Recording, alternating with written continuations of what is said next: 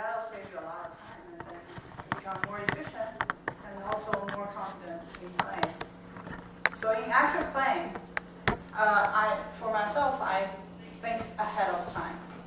So for example, the difficult spot is coming up. I know it, so I, predict or I think ahead of time where my finger goes. And what note is the next one? What fret is the correct one?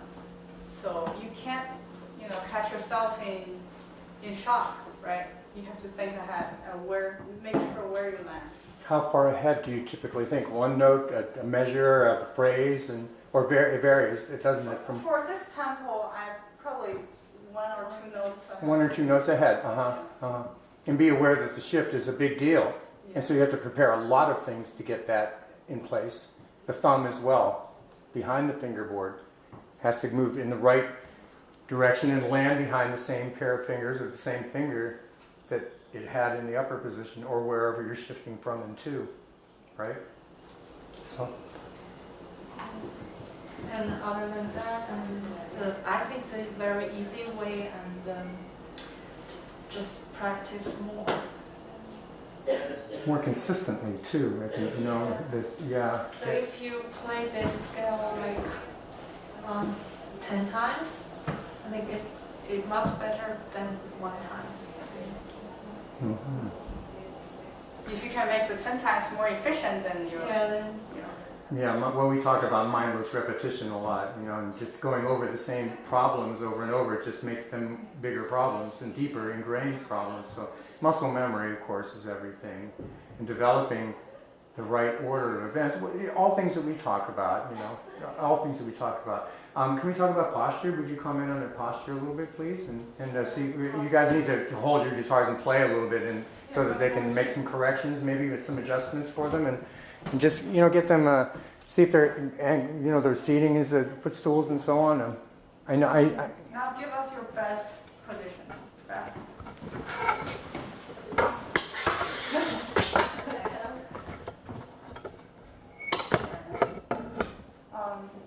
For support, I would move this like this thumb to the lower part of the guitar.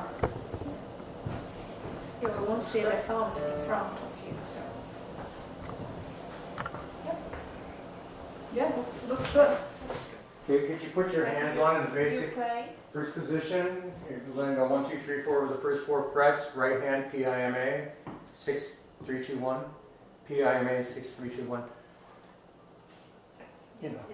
A on the first string, M, I. That. Yeah. Now line it up so that you give it your best, so that they can adjust you and correct you. Yeah. Relax the shoulders. Relax your shoulders. Yeah, like this, not this. Right? So it'd be easier to move around the fingers. Almost flat or higher. But this, if this is wrong, this is wrong. So that's a very natural position. Look at his thumb in the back. Yeah. Look at his left hand thumb. Yeah, that can't be. Yeah, don't let it do that. Right. Oh, very good. Mm-hmm. Now, to me, his hand looks like it may fall off. He has kind of a loose left hand. And if his mind drifts away. Right. So maybe he needs more security in some way. Is there something that we're thinking about the scale now that we just played and how we can set up so that is best. And each one of them have a different, Justin, for example, on the far left, to your left, has a more tense, posture, and he has a more relaxed posture. Tahim is somewhere in the middle, but it has some guesswork going on too, So, yeah, what do you think? There's that thumb again. Josue, your thumb. Be careful of that thumb. Yeah. Can you play a few notes on the left hand? You say your scale. Go ahead, left hand. Just go ahead with your thumb. Use your thumb. Pick your index up. Play 2, 4. Just start the scale. 2. Start the scale. Keep going.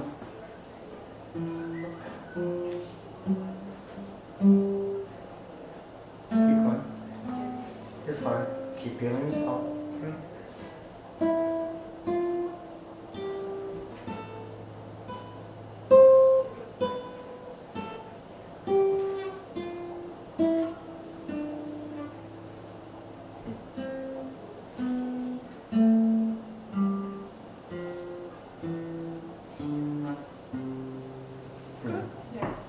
one thing I would suggest to do, is that I noticed that your fingers tend to, what we call like flying around the fingerboard. Flying So- and flop-a-loo. Yeah, so I would just put everything sort of in position already. Hovering, we call it, hovering. Hovering Yeah. over the frets, yeah, like a So helicopter. all you need to do is just land. Drop in place. Yeah. Mhm. Drop. Yes, we were, and again, we work on this a lot in class, and by the end of the class, everyone's doing beautifully with it. And this is what I'd like to talk more about than anything, any individual technique is, how can we take these ideas that we're putting in place, which they already know, and once you remind them, they'll do it.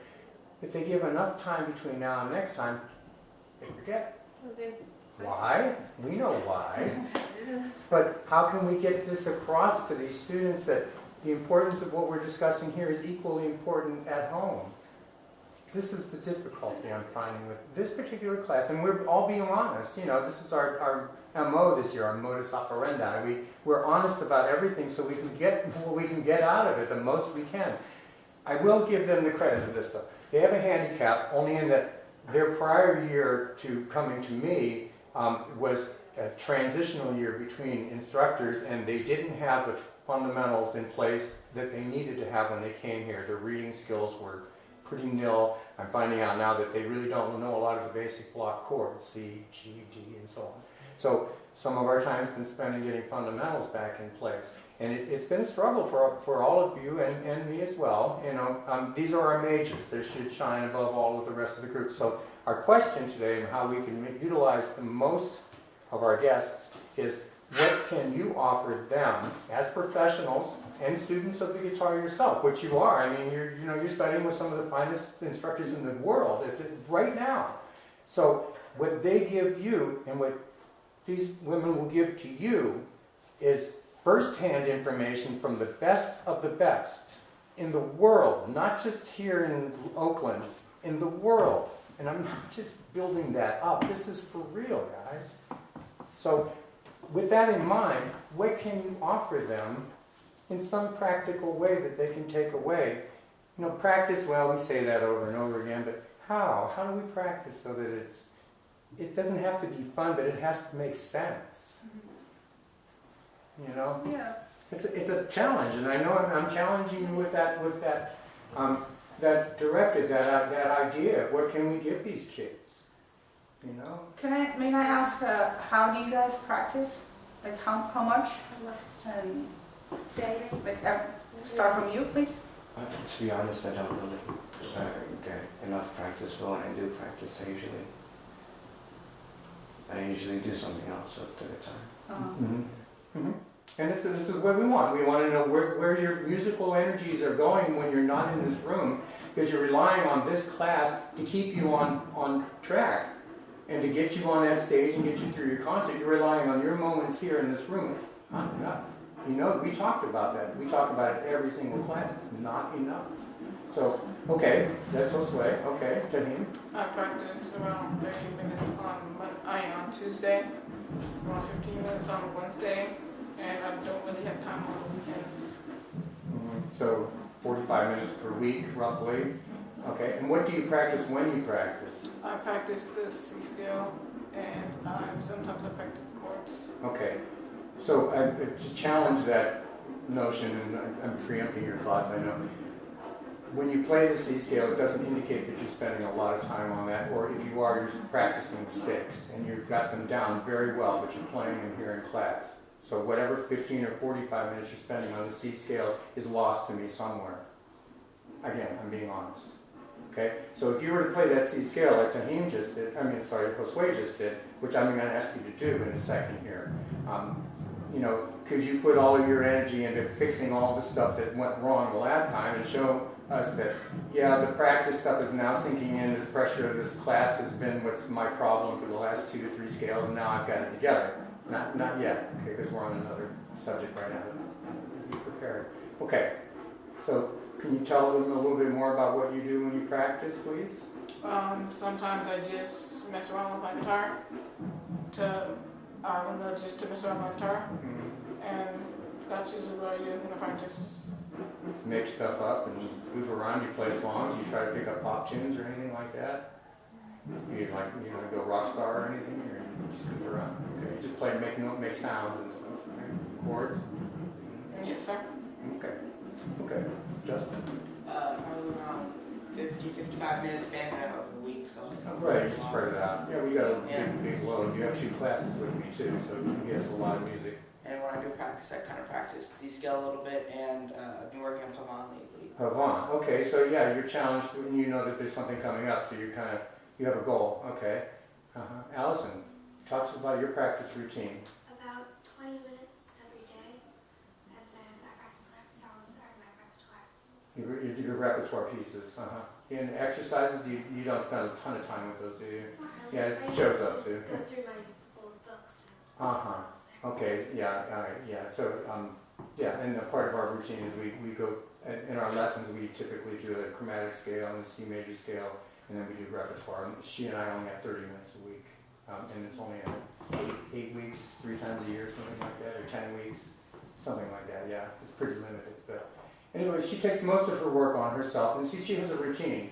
You know, it's a discipline. 20 minutes a day, every day, she does her repertoire pieces, and no questions. You know, she didn't have to think about it. And it's show, right? So, okay, take it from here. I think the most important thing is practice. If you don't practice, there's nothing teachers can do.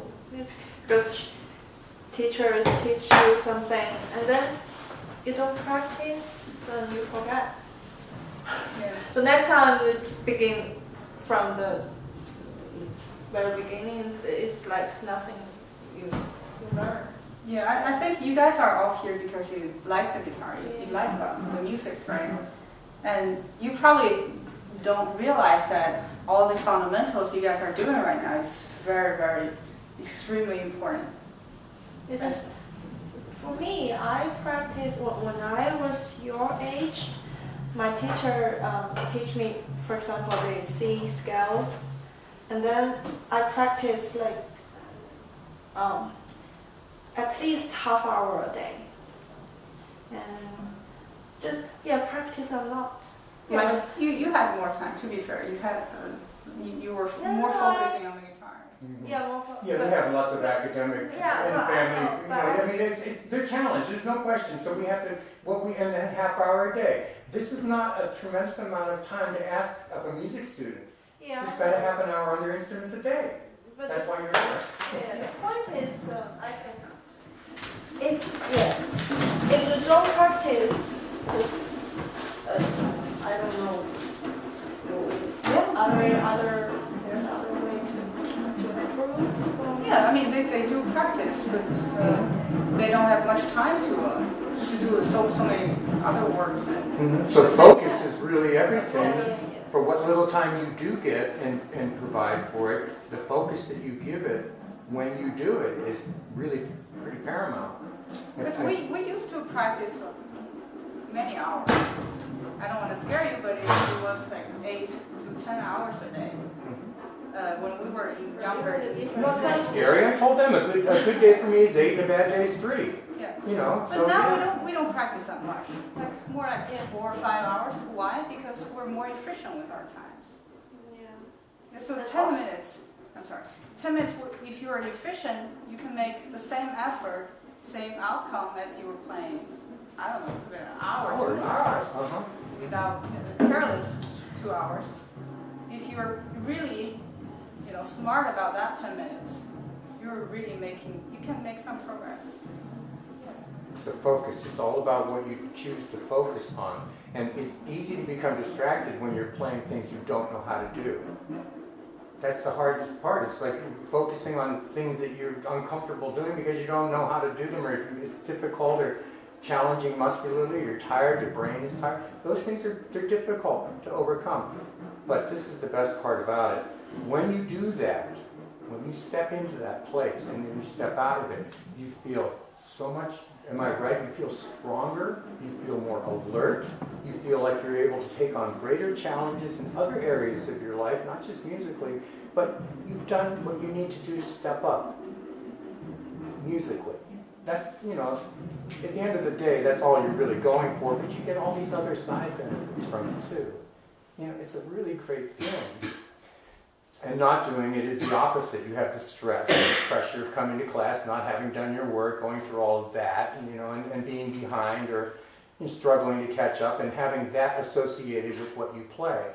These are all very real things as we talk, and, you know, ego and our own self-worth come into question sometimes about, you know, just how we're able to apply ourselves to our music.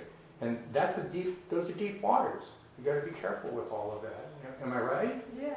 You know, these are, they're not little questions, and they don't just apply to big people and professionals, they apply to students as well. Mostly students, I think, because we're learning how to swim in these waters, you know, emotional, physical, you know, left brain, right brain, how can I make it all work? And, you know, yeah, it's a tough call. So when we commit to playing the guitar in a real way, well, how do we go about changing that from the garage band, or let's thrash it out and find some chords that work and, you know, make some noise? How do we separate that? Talk to me, guys. How do we separate those two notions of serious, focused practice versus fooling around? And, you know what I'm talking about, because you all do it, right? And even you, Justin, has your, you know, your R&B stuff that we do in the other class is like way different. Bang out the chords, get the groove, find the feel, you know, do it. It's a show, make it look good. But this, so what's the difference? How do we differ our focus? What's the difference? Pick one thing that's different about those two types of approaches. The serious guitar approach and the thrashing around. Well, garage band, you don't know what you're going to practice, but with the focus, you kind of have a set goal of what you're going to practice. Yes, goals. Yes, goals. Achievable goals. To him. When you actually focus, you progress more. Well, yeah, I mean, that's what we were saying. In 5 minutes, you can accomplish more than you can in an hour of unfocused practice. So, my money's on the 5 minutes. I want to go out and play for the other 55 or whatever, you know, have some fun, you know, when I'm done with the work, because I know the work is done. It doesn't matter how long it took you to do it, it just matters that it's done. And you can move on.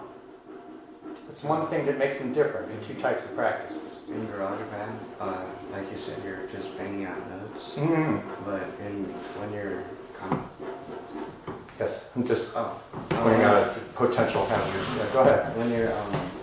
when you're concentrating, you get you're not, you know, just banging out whatever. Yeah, right. You're not hoping for the best. You're actually looking for what could go wrong and trying to fix it before it does go wrong. Okay. I'd like to hear him to play scale for you, okay? And then Justin too, since everybody's getting a shot here, so maybe we can give some a little bit of insight here.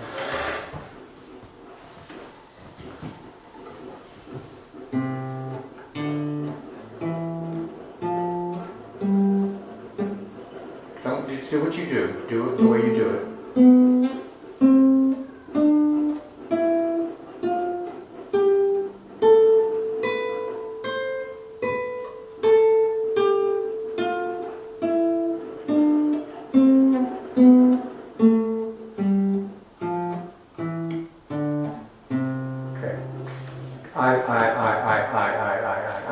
Just fine, okay, but this is what you practice and it's okay. All right, it felt solid. I'm encouraging them to not look at their hand and play like their left hand was pointed out to me that they stare at their left hand, which is true. So not only do we have to do that without looking, we have to be confident about where it is. Mostly I'm looking for alternating left and right hand at this juncture. Okay, Justin, would you play?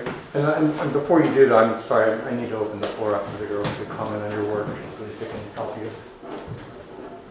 That was much better than before. That was one efficient take, right? Thank you. And can I ask you what you were thinking when you were playing that scale?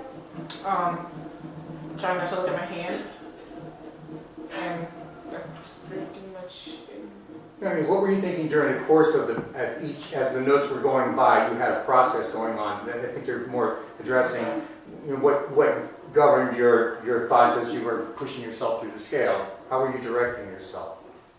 What were you thinking about as you were telling yourself what to do? You tried to be specific. I was mostly trying to get my fingers like right by the bar, right by the fret wire, without being on top of it.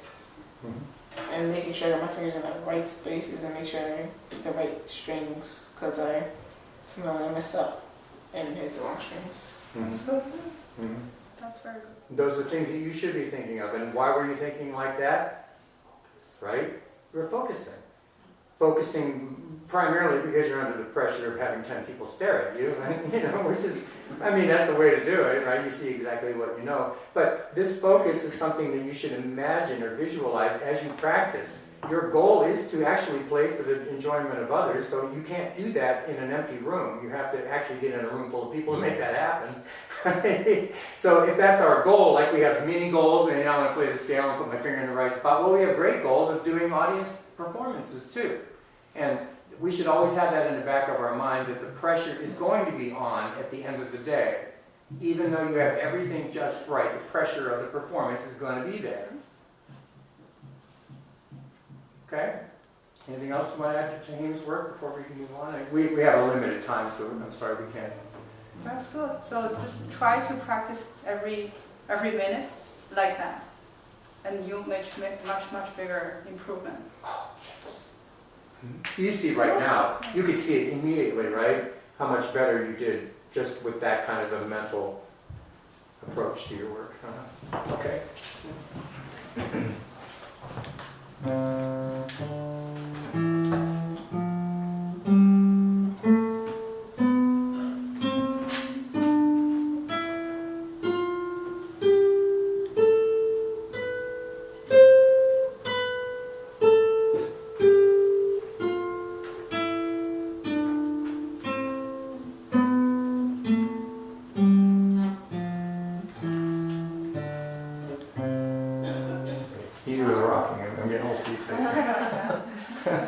I'm out at sea playing, okay. He's in my R&B band, so he's got a natural thing going. Wait until you play faster and then you Yeah, You do that. Right. that was nice, very nice, very nice. And I noticed that you weren't looking at your left hand, right? I glanced over my switch. Yeah, Yeah.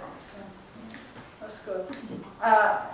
I would suggest you, for your next step, maybe to play with your fingertips of the left hand. Mm-hmm. That'll give you more accuracy and also it projects sounds better. It's easier to stand up the fingers than flat. Especially when it comes later, I'm sure it will be very soon that you encounter like pieces with much more notes, many more notes. Oh yeah, I'm going to introduce each of them to a solo in the next week or so. Yeah. They'll either have the same one or each of one of their own. Whether they perform or not, they're going to have solos. So yes, coming fast. Yeah. Great. Allison, you want to play? C scale, 2 octaves. It's an easy IM alternating.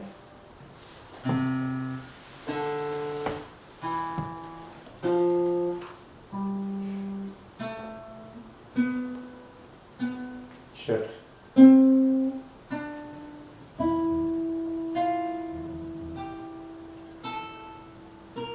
Not 3.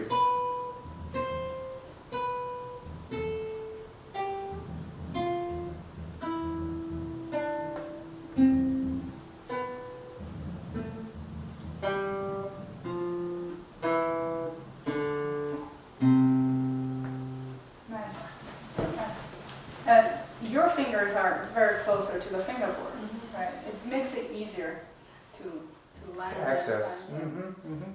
You don't have very far to go. You kind of drop it down and there it is. It took a while to get that though, didn't it? Yeah, so anyway, we all start with floppy hands, I think, and have to find those muscles that hold them in place. And that's really a hard part, is keeping a note sustaining while you're holding, the muscles are holding the other fingers where they need to be, while you're playing 1 or more notes. And sometimes you're holding 2 and 3 notes down, you're hovering a 4th finger in a very awkward position. So we have to be ready for all of that. And that, this scale is the fundamental of that. One more thing about the scale, and then we can move on to the next, whatever we have time for. I want to introduce them to another scale, but I don't necessarily want to throw the A minor scale at them right at this point. I think the F scale might be a good first 3-octave scale for them. It's very symmetrical. And yeah, would you agree that that's okay to jump into that one?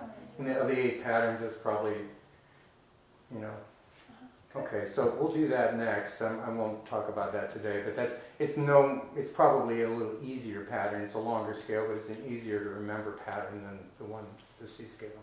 So we'll talk about that next lesson.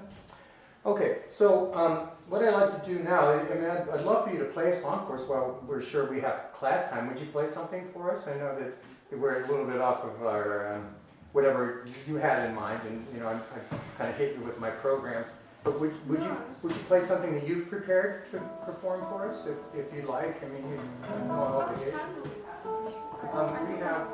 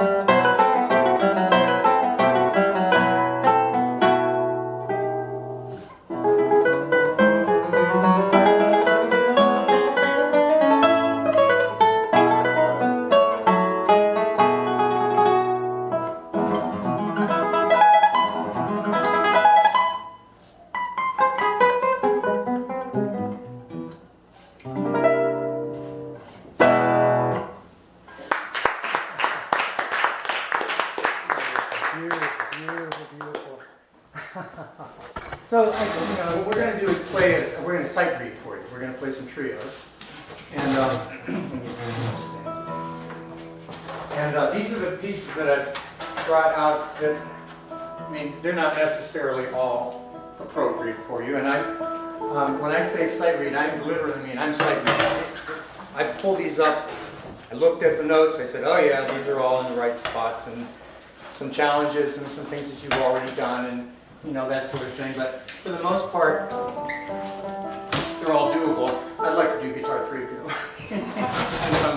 I'm the amateur here in this group. And but that being as it is, you know, what you're going to see here, when I use the term sight reading, is that none of us have played this music before, right? I mean, this is all new to you, I guess, right? These are new, relatively new arrangements, and they're all certainly up on the. Could I have a footstool? Thanks. They're all in a place that I think that you can play. You know, in terms of, oh, can I play these notes? Yeah, I think you can do it. But whether they're good for you to do at this point or not, it's questionable. So what do we have up here? 3. Swansea Town is the first one. Yeah. Yeah, Swansea Town. Okay, so we'll just play them all, you know, kind of a little slower, and just to give you an idea how the notes line up. And we'll see how they sound as a trio, and just sight reading. Understand too that these gals are pros, and I'm just a teacher here in a local school, so I'll try to keep up with them. I'm honored. Thank you so much for playing with me. I'm a trio now. This is the Beijing Guitar Trio for today. Okay. So take our pick up. You want to play 1 and 2 and 3, just right down the line? Okay. Yeah, sure.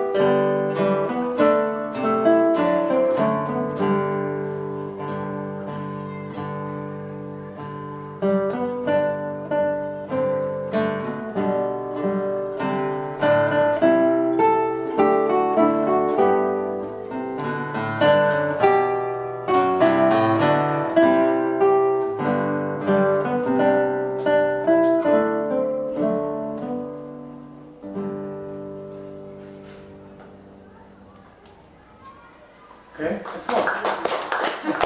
Thank you. Thank you very much. Beijing Street. Oh, how ironic.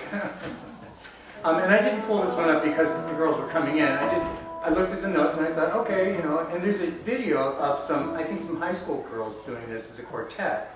Or a sextet, maybe there's 3, 2 on each part. There are 6 of them, I think. But it's approachable. It's the school level stuff. So might be a little bit, this one's got a few more twists and turns, I think, but we'll go slow. It's on, we'll go slow.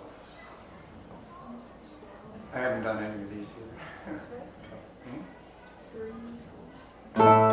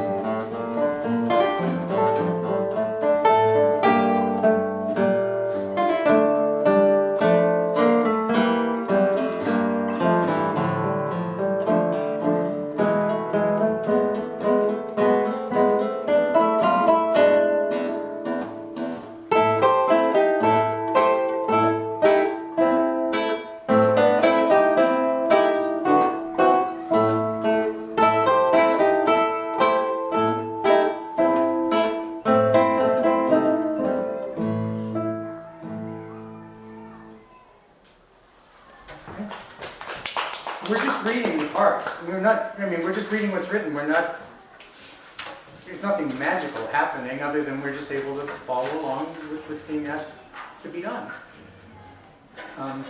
Okay. Okay.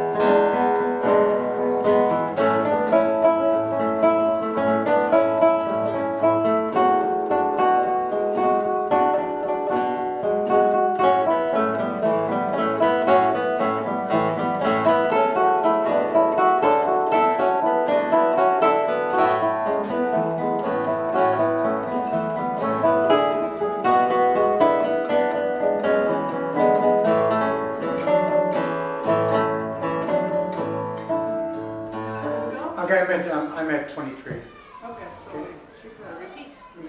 Yeah, after the repeat. At the last segment before the last two.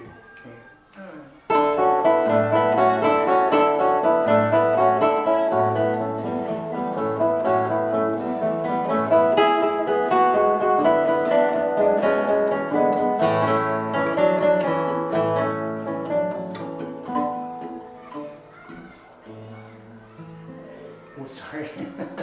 I played around on the multi. I just went right. I didn't go to the PS. Okay, but that's the money part of the song. You hear the feel of it, and may or may not be an appropriate one for you guys at this point. There's a few twists and turns, and you can see it challenge us a little bit. So, if that's the case, then it's probably something that we've spent a tremendous amount of time in class trying to figure out, right? Okay. So.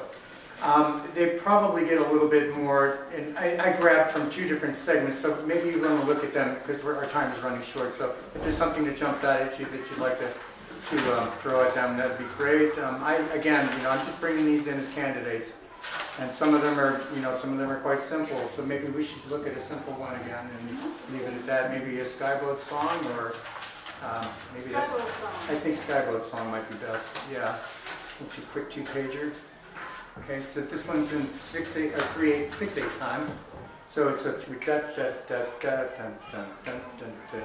5, 6. What's going on here? I don't want to push there like we have 10 minutes. Okay. No, 47. We have 3 minutes. Sorry. This will be our last song. Okay. So. Okay, I like that.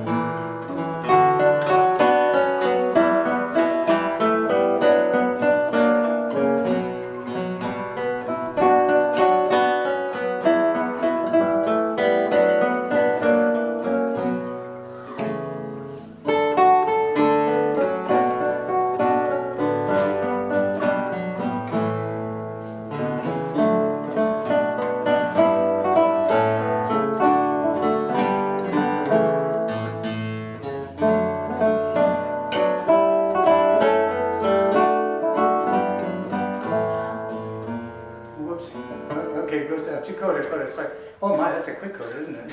Yeah. You take bar 9 right to the end. Okay. 4, 5, 6. 4, 5, 6.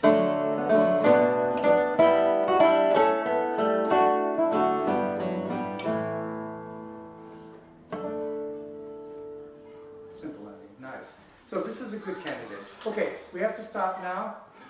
Thank our guests.